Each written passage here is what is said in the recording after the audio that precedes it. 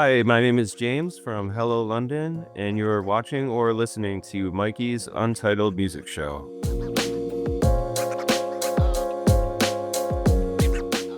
Welcome to Mikey's Untitled Music Show. Today, we're gonna go ahead and get into the musical mind of James of Hello London. How you doing today, James?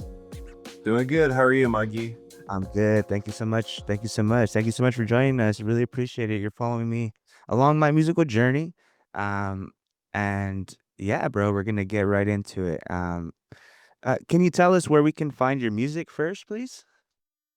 Yeah, it's all over Spotify, Apple Music, Deezer, like all the major streaming services. And I'm on Instagram. I'm on TikTok and X and YouTube. YouTube is a good spot too. So I know that's where I go and listen to a lot of music is YouTube. So pretty much everywhere. Yeah, for sure. That's awesome. Um, so what I like to get into is, where we got our musical creativity and how our musical mind was shaped, James. So one of the first questions I like to ask is, um, do you remember, can you give me like one of the earliest memories you have? It doesn't have to be like the earliest, but one of the earliest memories you have of using your musical creativity for like your own project. Um, I started a band when I was 9 called Zealot, and I think that's probably like the first time that I actually was creative with music, and I wrote a lot of songs for it. A friend of mine, he played guitar and bass. I sang and played guitar, and we played a few shows, and had a great time. It was like it was like fun for me at that age to be learning how to um, navigate. Pulling a band together and like making it happen. And also we had some, really supportive people, in the church where I grew up in, so we got to play, like, I think 3 shows, and then, it kinda fell apart as bands do, but, it was a awesome, learning experience for me at a very young age, so it was really cool. No, yeah, at 9 years old in a band, that's my brothers actually had a band also when they were younger. I think my younger brother was about 9 years old and my other brother was about 13. And it's Nice. what made you want to once you start a band that early and that young? Yeah. Well, man, well, I was taking guitar lessons and music was just everywhere, you know? Um, I had, a family that was really into music. My parents put me in guitar lessons, and I was in the orchestra at school, which was really cool because it's a really nice way to teach, like, how, different instruments get layered on top of each other, in the orchestra, so that was really helpful for me too in learning, like, how to read music, which is something that when I got older, a lot of my friends that I played in bands with, were self-taught. Mhm, So that was also cool to see, like, people who are self-taught on guitar and the way that they thought about things versus someone who's been, brought up in more of a formal education as far as music goes. mhm. So it kind of, like, showed me the various styles, contrasting, like, styles of all that, but, yeah, I think I just saw other people doing it. I saw there were always great local bands here in Buffalo, and I saw other people doing it, and I just wanted to do it, I don't know. It's weird, but, like you said, um, it's almost like a natural instinct, I think, for some people to just want to play music, and once they see somebody starting a band, they think they can do it, and why not? So, yeah. What did, like, your parents say when you went up to them and they're like or did you go up to them and ask them, or were you just like, I wanna make a band?" Yeah, I don't really remember. I know that they were always really supportive of it. I do, I do appreciate, there was a lot of them, like, driving me over to my friend's house for practice, but I think it's kind of typical, like, what you would do with your kids, drive them around to their friend's house to play. I just happened to be playing in a band with my friend, and, we ended up, my brother joined us on the drums, so um, my brother Dave, he is also a really, uh knowledgeable musician. He played drums for us and, yeah, it was like we would practice, my dad had a barn. We would practice in the barn. Ooh, that's awesome. So, yeah, it was, like, kinda out in the country, so, like, we could be loud. So it was really cool. No, that's amazing. That's amazing. And yeah, like, well, that's good too. Like you said, you were out in the country, so you could play as loud as you wanted, right? Yeah. Like you didn't really have any of those limitations. But that's cool. Like I like to see you know, music is very instilled in us, like, at a very young age, pretty much no matter who you are, right? Like, cause like you said, it's always around. If you have a TV, there's music on the TV. If you have a radio, there's music on the radio. You go to the stores, there's music in the stores. It's all around us pretty much. And it's so cool when, some of us find that at an early age, like I said, like my brother and I think my dad had just bought them a couple like, they said that they wanted a couple instruments. I didn't think that they didn't think that they were gonna buy them for him, but he did, and he gave him that chance, and right now, my one of my brothers, he's now he's still in music, or they're actually both in music. One of them is in the University of Michigan, getting his doctorate and doing some great things in music, and then my other brother, he's a DJ as well. He's an EDM artist. So it's nice that when it's instilled in you guys like so early and you guys are like still at it. So it's really cool. Who is some of your like first musical influences? Um, yeah, so when I was younger, there was a lot of alternative rock that was, it was like alternative rock and grunge. So the band that I was playing in, or at least the songs that I was writing, it was, like a lot of heavy distortion Mhm. on the guitar. Um, so that whole genre was like huge back then. I mean, like once Nirvana blew up, it, like so many bands followed in that pattern, I think. And it wasn't until like I got older that I got into like a little bit more like I guess you could say like softer like indie rock. But when I was a kid, it was a lot of like just your typical alternative rock bands with, heavily distorted guitars and just playing power chords, maybe Mhm. a lead guitar over the power chords and just like a catchy melody. So it was like all like that whole scene basically of like alternative rock. There were so many cool like bands coming out at that time, you know what I mean? Yeah. And it was like like, I don't know, like, starting with, like, like, Dinosaur Jr. and then moving into Nirvana, it was like an explosion of, like, Mm. this slightly heavier rock music, Yeah. you know what I mean? So, Yeah. like, it once it hurt, it was like, I remember hearing Lithium on the radio and just being, like, blown away as a kid, and Yeah. Hell yeah.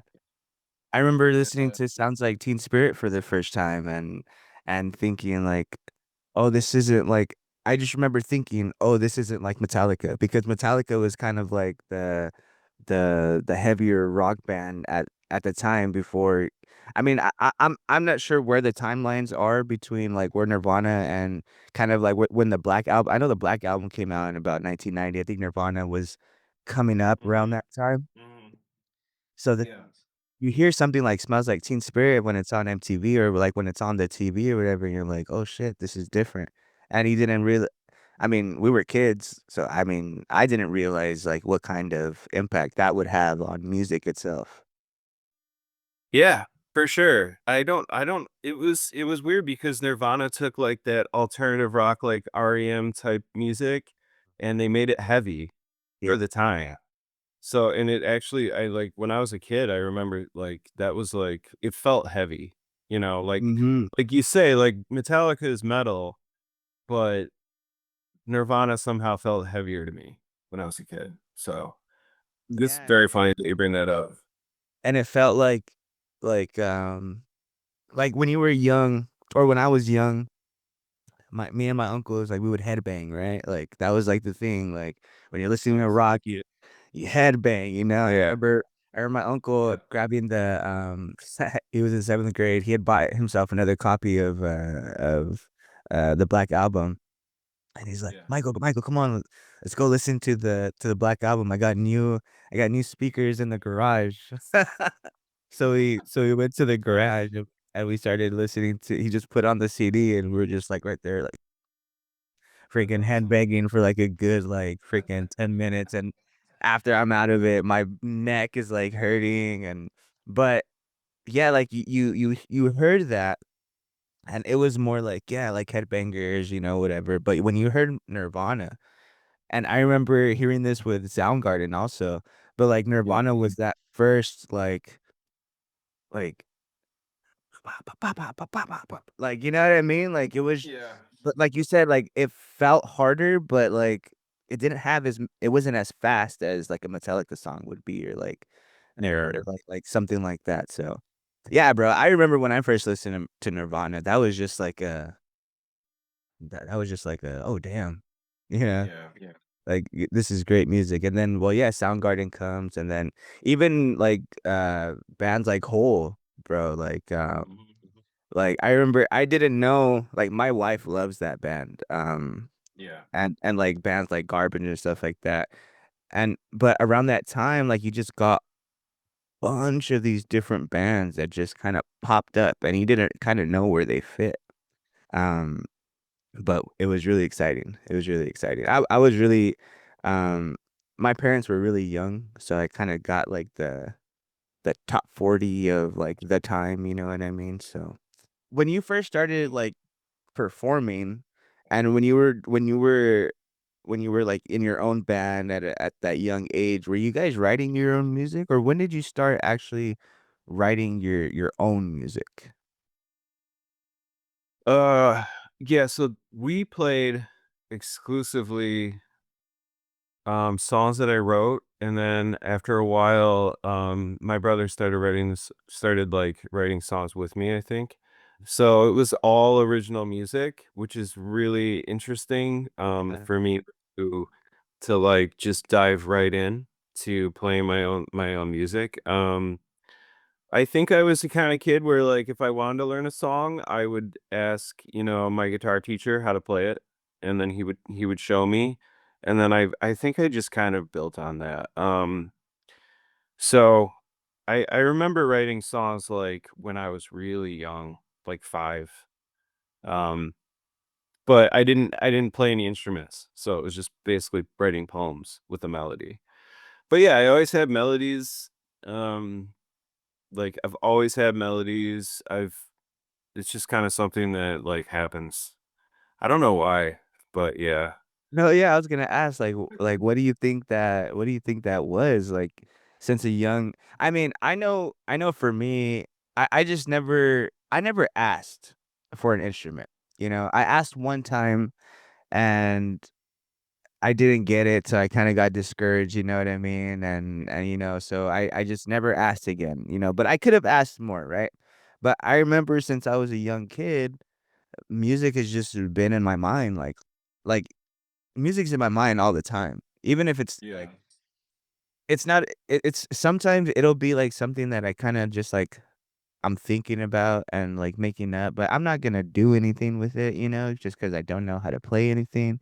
But, like, yeah, like, there'll be a song in my head. I'll be listening to a random song in my head. I tell people I have a music library up here, you know? I can put on a song and I can actually listen to the song, like, from not all songs, of course, like, but I could listen to a song from start to finish, and I've always had that in my head. What do you think it was with you that kinda really caught you? Like, why do you think it really caught you at such a young age? I don't know. I've always been kind of, like, creative like that, and I've always been, like, kind of more of a thoughtful, quieter person, I think, where I, like, take like, where I maybe observe a little more. Mm. So maybe that's part of it. They say left-handed people are more creative. I'm left-handed. That might I don't know if it's something to do with, like, how your brain works. Mhm. Um, that yeah, I don't know. It's weird, but, like, some people just take to music. So I don't know if there's, like, an emotional aspect to it or what, but I've always been that way. And um, I think that's probably something that kinda runs in my family. 'Cause Yeah. my brothers are all really into music. I have 3 brothers, and my mom played piano. She's a great piano player. So, it's kind of always, like, been there. But I think I don't know what it is, man. That's a great question. Like, what's going on in someone's mind that makes them gravitate towards music a little more than other people, you know what I mean?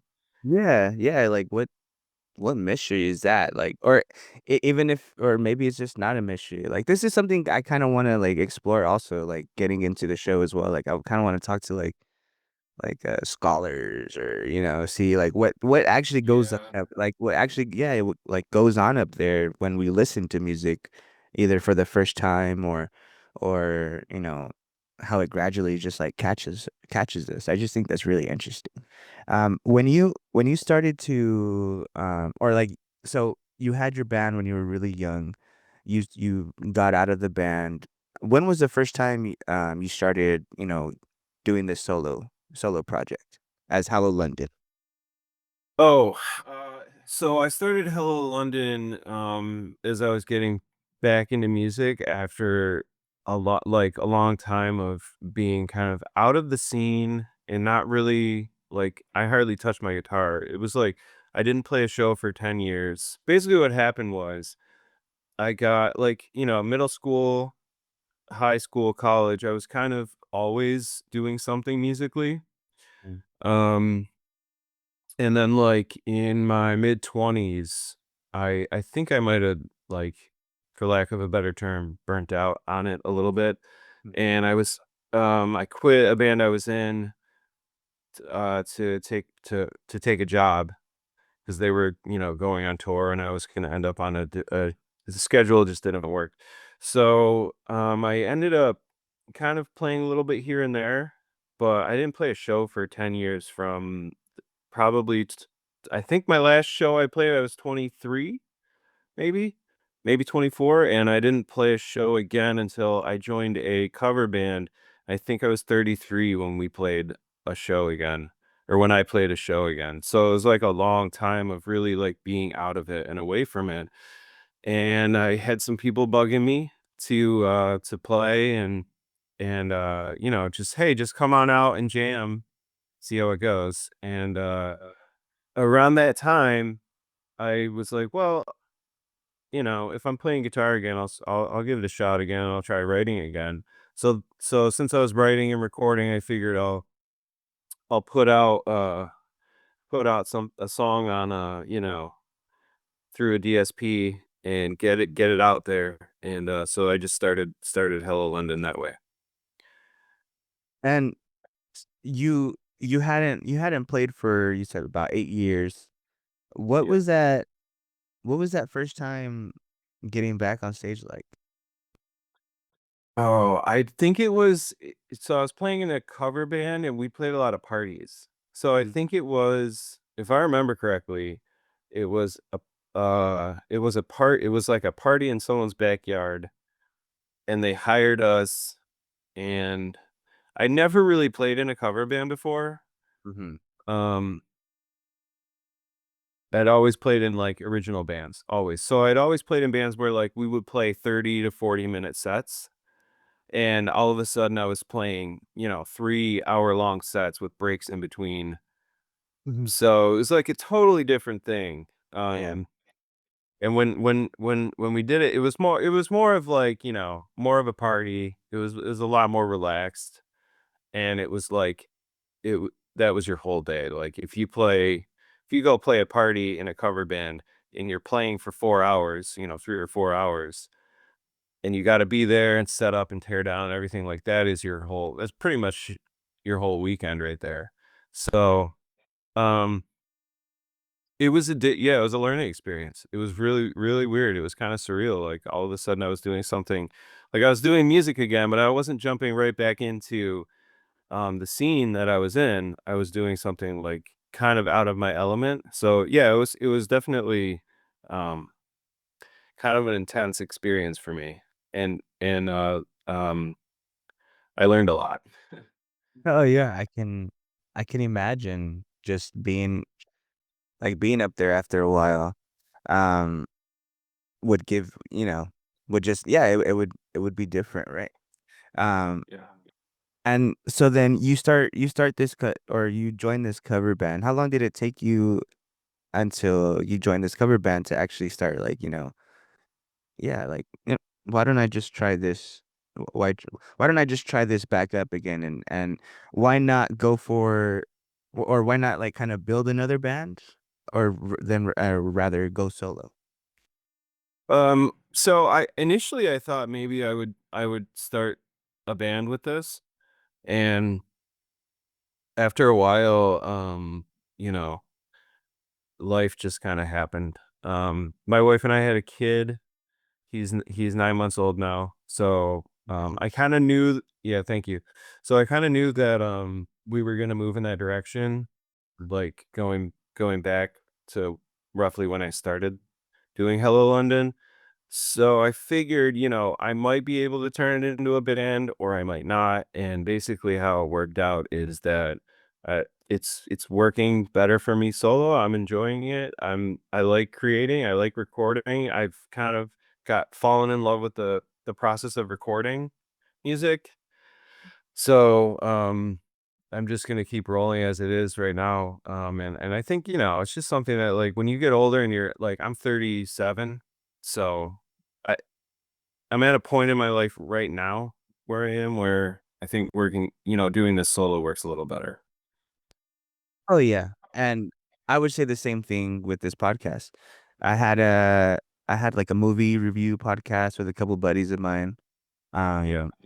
and this was, like, a couple years ago, and, it was fun and, it was a good time and stuff like that, but it just felt like I mean, it wasn't not that it felt like, it's the way it was. My buddies, not that they didn't want any response well, not that they didn't wanna do anything, it's just they just didn't really want any responsibility with Yeah. it, you know what I mean?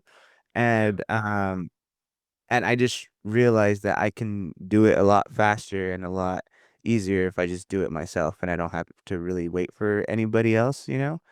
So, you know, that was cool, that was cool that what I did with my buddies, that was really great. They actually helped me, like, get into a field that, I wanted to get into, so, like, they did help me with that, and they did help me, but, I would have to wait for them to show up, and then, like, after that, you wait an hour until you start recording, Yeah. and it just takes a while. Yeah. It just takes a little longer, but, I mean but I do thank them, and I do love that they helped me out to start, because if not, I wouldn't have done this because I don't like doing things, like, by myself, Yeah. like doing this, like, I coulda had a show where I could just kinda talk into the camera, but I'm like, I don't really like doing that. I like speaking with Yeah. somebody, Um, Right. so so it's cool, I found my thing with their help, and it's cool that actually, like, you had some people that were like, "Hey, you need to start playing again, right? Like, you need Yeah. to do this is what" like, can you kinda walk through, that conversation? Yeah. So there were I think everyone was kind of encouraging me to get into it. I had a lot of conversations with people over the years that were kind of Mm. like um moving me in the direction of like maybe you should do this again. Um or just like almost like trying to open my eyes to like, hey, playing music is cool. Like it's worth it, you know. Um, my brother Dave, he bugged me a lot to play again, and he actually played in the cover band with me for a couple years. Um, and he's still going. He plays country, so Okay. he was like really encouraging me to pick it up again. And a guy at my work named Jay, it was his band, the cover band. Their name was Sawhorse Jackson, but he bugged me a lot when we worked together. And eventually, I was like, all right, I'll give it a shot. Because what I was into was I was playing a lot of hockey, ice hockey, and I had started coaching, and I was doing that a lot. But it was also getting to the point where I had been doing it for so long, and I was like, I don't know if this is really going anywhere. I don't really want to coach Pee Wee or like 10-year-olds forever. And it when you get to a point like that where you're like, do I really want to keep doing this? And then other people are pushing you in a different direction. Like you actually have people saying like, hey, you should try this again. So it was like kind of an easy decision for me, I guess. Yeah, and it's nice to hear also from like other people like this is what you were made for kind of thing, you know? Like Yeah. this is what like when you're doing the thing. Like that's pretty cool. Like that's good feedback that I've gotten with this show. Like not a lot of people have listened to this show to be honest, right? Like Okay. I'm still starting. I started January 1st. I'm 6 months in, you know, I need to be patient with, you know, the listens that I do get. But the listens that I do get, like they're actually listening to the podcast, right? So like Yeah. the Yeah. listens that I do get, the time is, you know, like the time is good. The watch hours are pretty good. So I don't get a lot of views, but they stay. So, you know, I just have to I have to be patient and I have to show everybody that I can, you know, that I can do something like this. But it's nice when people say like, "Hey, you were meant to do something like this," or "Hey, I think you found your calling," kind of thing, you know. So it's Yeah. that really does uplift us, definitely. Um, Yeah. Yeah. when you started, so the first record that I see or like the first single that I saw on your Spotify, the one that I listened to was like your newer music, the Shoreline Sessions. That's your Yeah. newest album. Yep. So I've listened to most of that. I really love this sound. But I saw that you've been making music since 2021, or you've been putting out music since 2021. Is At the End of the World, is that the first one that you put out? I believe so. Um, yeah, I think it was that song, and I had a song called Perfect, and I kind of put them out around the same time. But yeah, that's when I started Hello London. And can you tell me kind of like what that creative process was with that first song that you wanted to put out? Like, do you remember how that went? For At the End of the World, that was a song that I recorded in a at a local studio here in Buffalo called True Sound Studios. I did that as a one-off song, um, like years before I did Hello London. That actual version of the song was one of my first experiences of recording music at home. But what I had done is basically um taken the vocals off and I swapped another lyric for the whole song. And then I actually had that song on another album of mine, Past Futures, which is the actual version that I did in the studio. Which it sounds a lot better because when I was first learning how to use a DAW, um, it was a huge learning curve for me. I'd never done it before, and I had recorded a lot of music on like 4-track and 8-track recorders back when I was like in college. I recorded a lot of, like, demos on there, and then I had friends that kind of encouraged me, like, "Hey, you should go to the studio." And so, you know, I learned a lot going to, like, multiple studios around Buffalo. There's a huge, music scene here, and there's, like, uh a lot of really, really nice recording studios.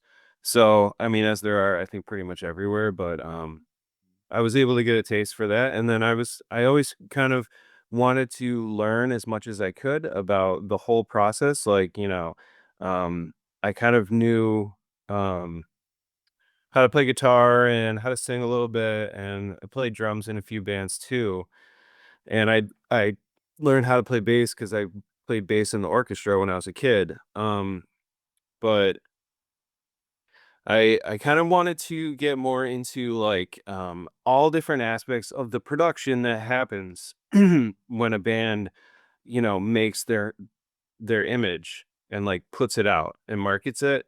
So I kind of wanted to get into recording and I kind of wanted to do like a jack of all trades thing where I get into recording, producing, marketing, and like get my feet wet in like as many different areas of the entire music production that happens. Mhm. Because to me, everything from when you write a song all the way up to when you take the show out on tour, to me, all of that stuff and everything that happens behind the scenes, like, roadieing or the sound guy or whoever's working the lights, like all of that stuff is really interesting to me because it all gets put together into like this huge package that is basically, like, the way I look at it is like it's like a giant circus, and then people take it out on the road, and so I just wanted to get, like, my feet wet in as many different areas as possible.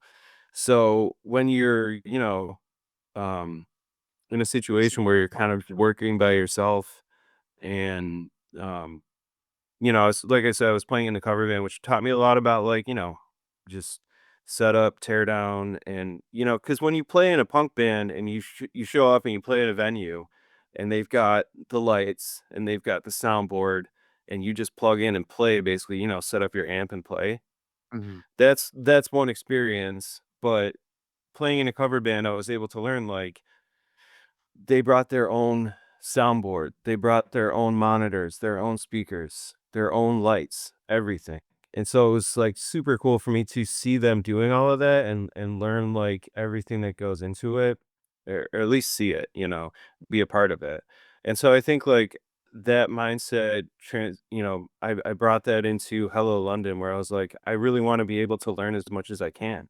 So I know that like if I go into a studio and I record, it's going to be, it's gonna come out sounding better, but I also wanted to learn as much as possible. So as much as it was about songwriting for me, it was also about like the learning experience of recording music as well. So Yeah, yeah, yeah, it's a lot. no, that's good because that's kind of where I'm at with this podcasting. Like I'm starting this show, and there's so much that you can learn from like YouTube, right?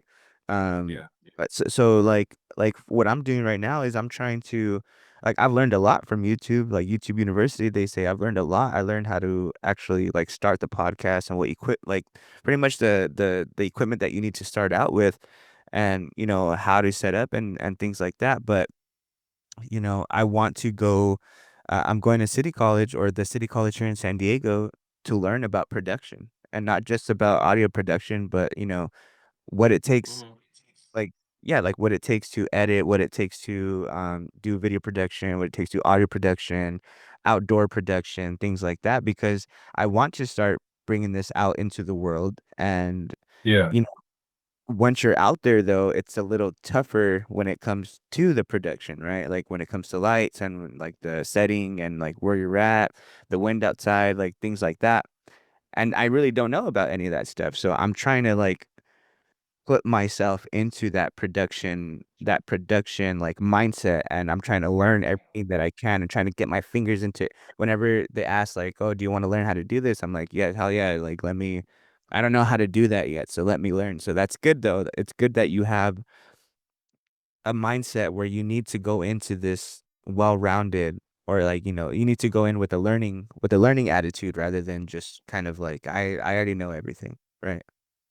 Right. Yeah. Yeah, Um very interesting parallel there. yeah, definitely. Gotcha. Uh, so you start your Shoreline Sessions album.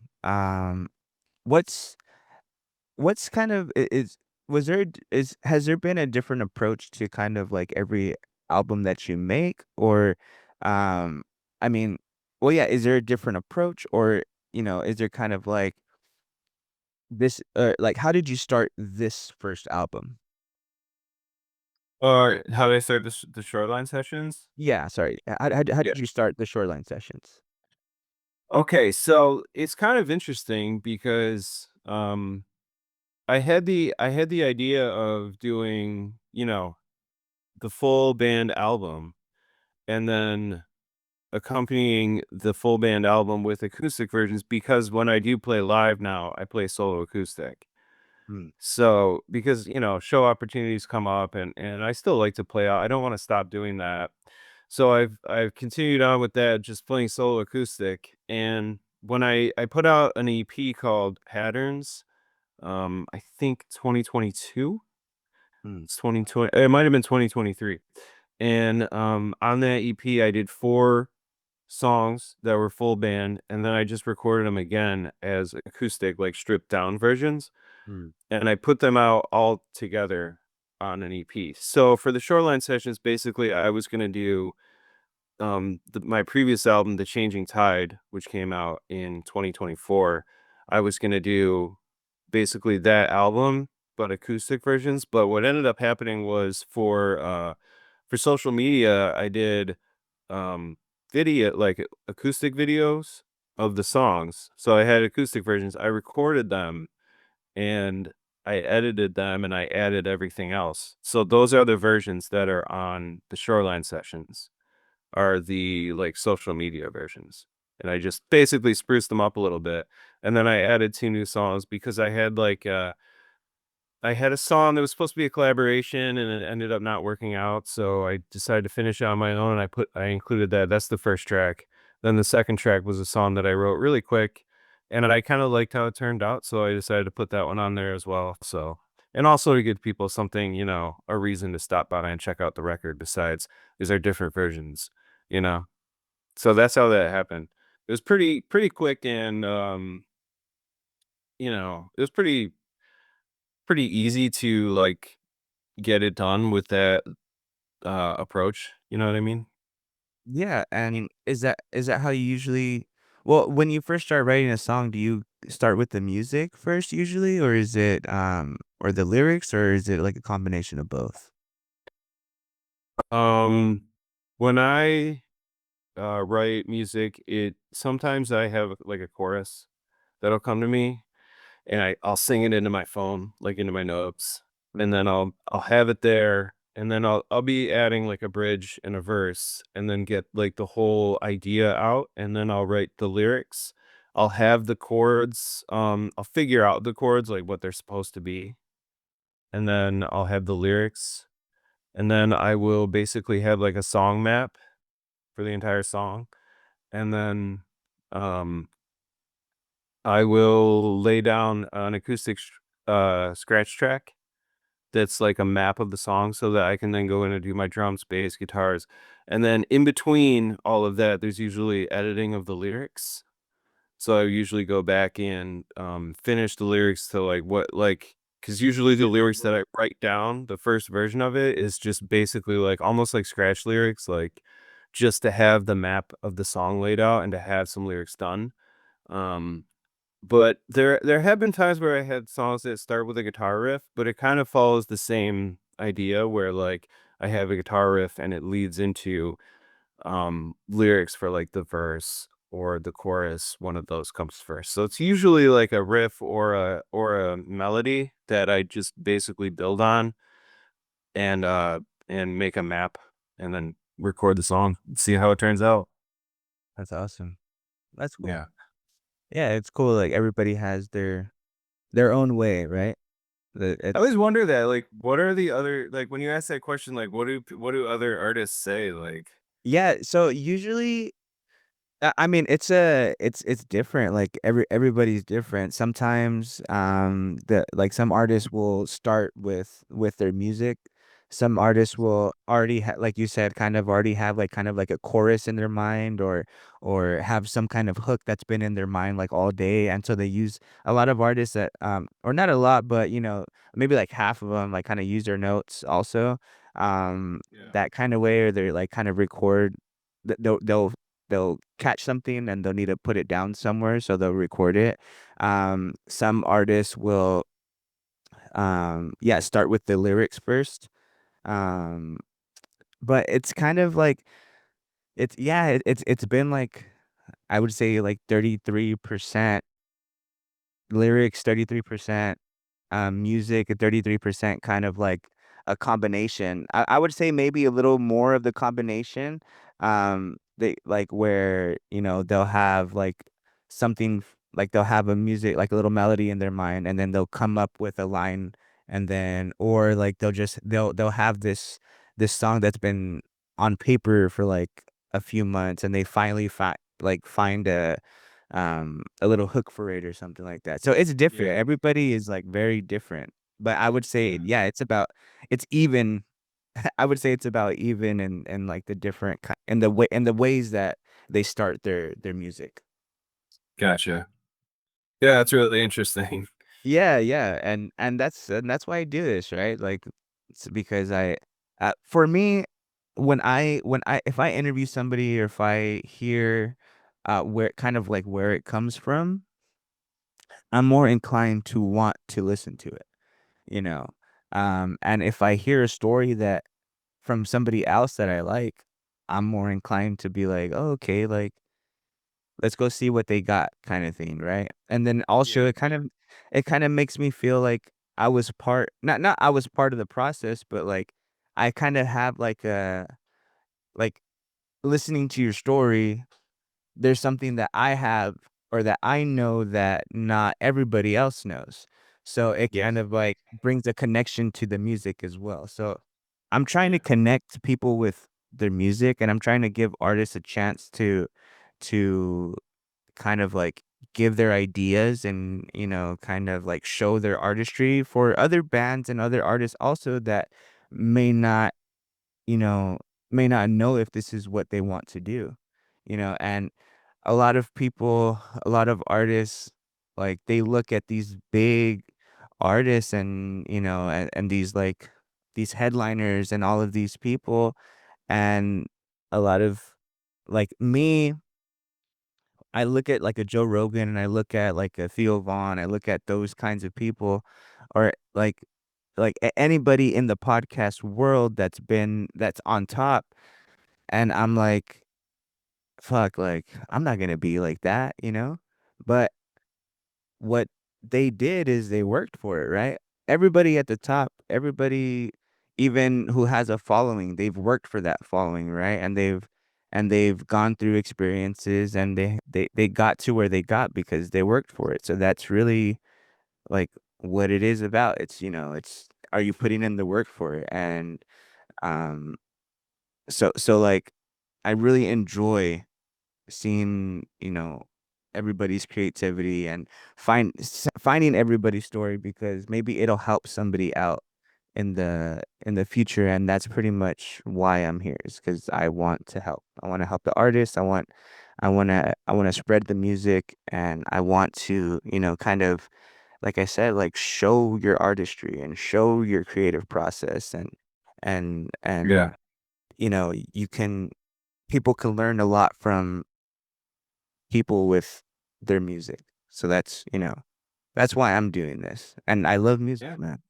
I love it. Yeah, dude, Uh, that's awesome. yeah.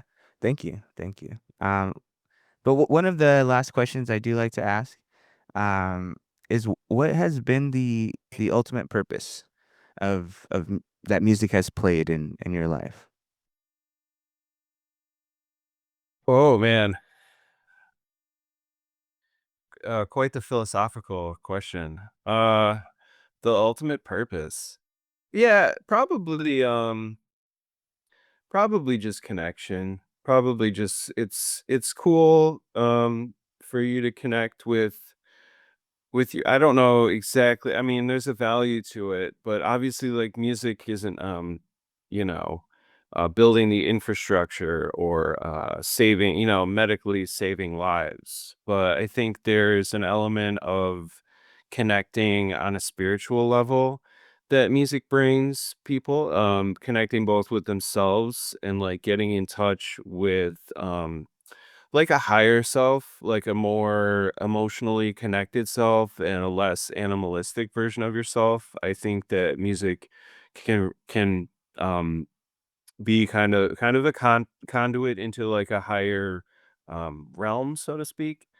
And just like also connecting with other people. Like I've met so many cool people. Um I've had so many great like friendships and over the years with people that I met because of music, because when I was young it was we like the same kind of music, so it helped me make friends and bond with people when I was younger, and then as I got older and I was in, like, a music scene, it helped me make, like, like, social connections, and, yeah, I would say a connection ultimately, both with yourself and with other people.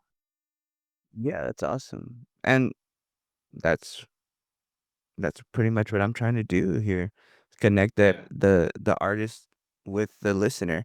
And yeah, music can't, kind of like save your life, like, I guess you could say practically, but like emotionally, I would say, yeah, like I think music can do that. I know for me, one of the songs that like has kind of like kept kept me on my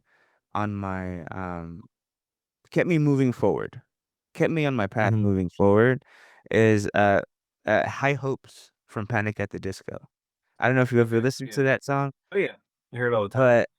but yeah, that's like if I need a pick me up, if I Yeah. need like something to really catch me and really like yeah, like pick me up, put me in a positive light, I listen to that song. And Yeah. it helps me. It helps me so much. It helps me remind myself like the line that kinda gets me is, um, "It's all been done, but they haven't seen the best of me. So I got one more run, and it's gonna so I got one more run, and it's gonna be a sight to see," right? So, like, Yeah. Yeah. that's kind of like, "Okay, I didn't get it in the past, but, I'm not done yet," kinda thing, you know what I mean? So it's kind of like that song is like, "I'm not done yet," Imma keep going. So, Yeah, keep on trucking. keep on trucking. But Yeah, no, that's a great song. It's a great song. oh, yeah, I love that song. That's my jam, bro. If I need to get some, that's my jam. Uh, but the last question I do like to ask is, I don't know if you ever, thought about this, but what is James' message to the world? Oh, my message to the world. Hmm. Yeah, I would say right now my message to the world would be something that since my wife and I had a kid, um would be that I've had to like remind myself mentally is that it's okay to slow down and take some time and enjoy yourself. Because I think in the world right now, everything has just sped up so much and people are busy and hustle culture and everything else, and I think that that would be my message. Like it's almost it's necessary to slow down and enjoy yourself and enjoy time with your loved ones, and stop and smell the roses, I guess. So that would be my message, yeah, right now. That's beautiful. Yeah, and becoming a father, becoming a parent can really change your outlook on life. Like, I have a 12-year-old and a 13-year-old. They're gonna be 13 and Yeah. 15 this year, and, like, just from my son being born, like, right away, it changed me. Like, right away, I felt, like, a different love that you've never felt before, a different kind of love, and it just changes you, man, but it changes you for the better. Most people. most I can't say I can't say everybody. I would say I don't know, hopefully 90%, but, Yeah. Oh, um, yeah. I see what you're but saying. for the most part, like, it changed me in a very positive way, and there's just nothing like it. I mean, for me, they're like my greatest gifts, other than my wife, of course. Other than my wife, of course, babe, um, they're my they're my greatest gifts for sure. Yeah. Yeah. Yeah. Uh, but James, thank you so much. I love your project, Hello London. I love your music. Thank you so much for joining us. The acoustic sound, it fits you, man. I love your sound. I love your voice. I can't wait to Thank hear you. more music. Um, and yeah, bro, thank you so much for following me in this journey, man. I really appreciate you doing this. Really. Thank you for having me on. This was a great conversation, Yeah. and Yeah. I wish you all the best in continuing on with this. Thank you. I appreciate it. And as we say at the end, everybody remember, be safe, be great. We share because we care. Peace. So long.